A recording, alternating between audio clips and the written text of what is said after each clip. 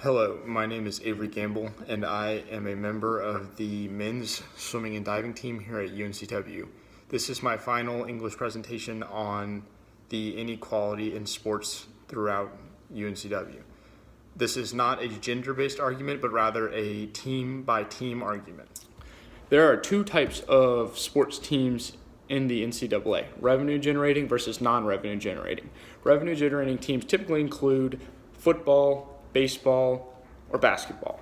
Non-revenue generating teams typically include soccer, volleyball, swimming, and for the most part, most women's sports. The stigma around the word revenue is complicated because most of the time these revenue generating sports teams don't actually generate any revenue.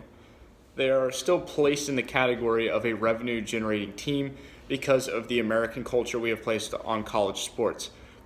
College sports are ran by basketball, football, and baseball. March Madness, the college football playoff, and the College World Series. A lot of universities will allocate most of their funds to these teams because they should, but most of the time don't, generate money.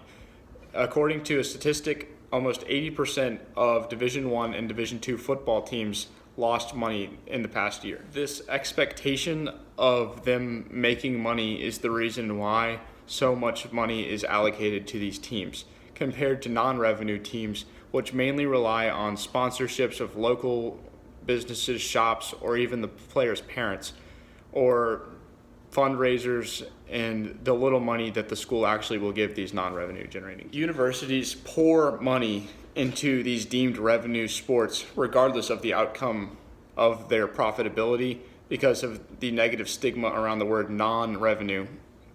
Therefore, the funds are allocated to these revenue generating teams. The argument is highlighted by the revenue generating sports being able to spend their money so loosely when the non-revenue sports are struggling to make ends meet. As a member of the men's swimming and diving team here at UNCW, I pay for my own gear and I am a non-scholarship athlete. Our team, it has 3 full scholarships for almost anywhere between 22 and 25 guys. The NCAA permits a men's swimming and diving team to have 9.9 scholarships. UNCW athletic department allows teams that are revenue generating sports to have all these extra commodities when the basics aren't met for other sports teams. The teams that are underfunded, such as swimming, track, soccer, are put at an unfair advantage against other universities, while our revenue generating teams have extra funds, extra equipment, extra scholarships to be able to compete at the next level.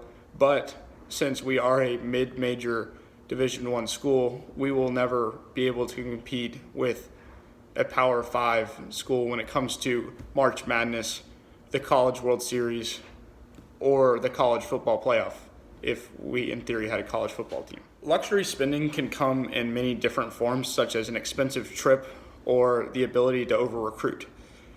According to the NCAA, every football team in the nation benefits from the ability to guarantee 88 scholarships and can recruit usually over 100 guys for the team.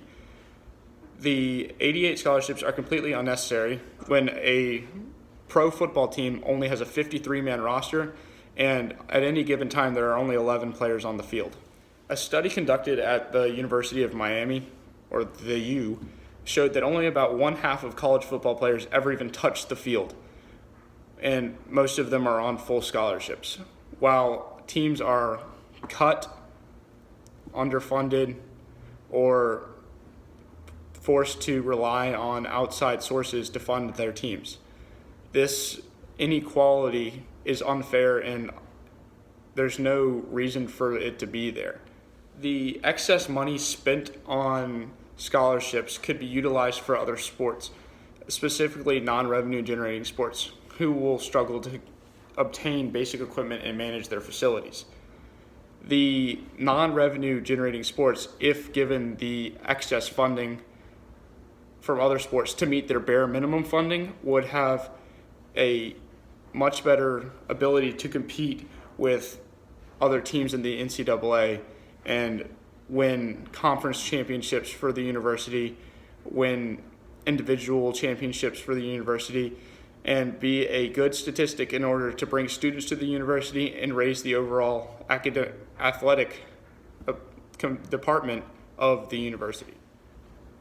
While this is a first-person experience for me, it is happening across the NCAA, and it needs to be addressed at the national level with the NCAA.